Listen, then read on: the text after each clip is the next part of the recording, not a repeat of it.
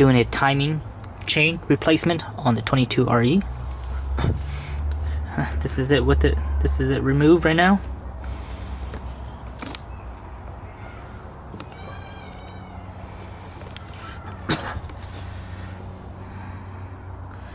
Timing chain looks to be in good shape. Actually,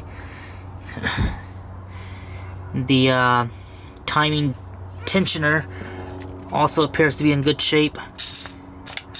So I don't know if it's bad or good, but we'll replace that. And it also actually has the metal guides already, at least on the driver's side. So I'd assume they must have replaced the timing chain recently, or at some point before I bought it. This is what it looks like. I figured I'd make a quick video just for anybody that's interested on what it looks like once you have your timing chain removed. Pretty cool.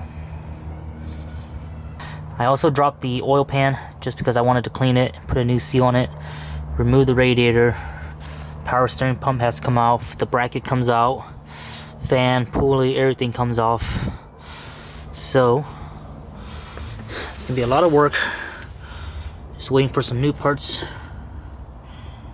This is what it looks like.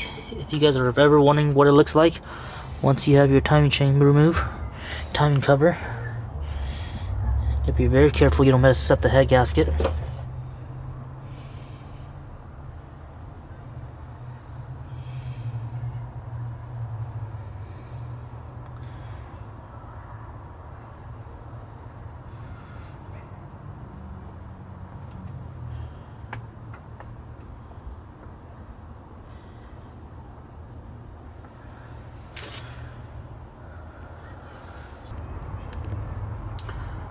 Here's a look at the bottom when you have your oil pan dropped off. I have the oil pan cleaned up, all the seals are cleaned up, so it's ready to go back on, but I'm gonna put that on last once I have everything here.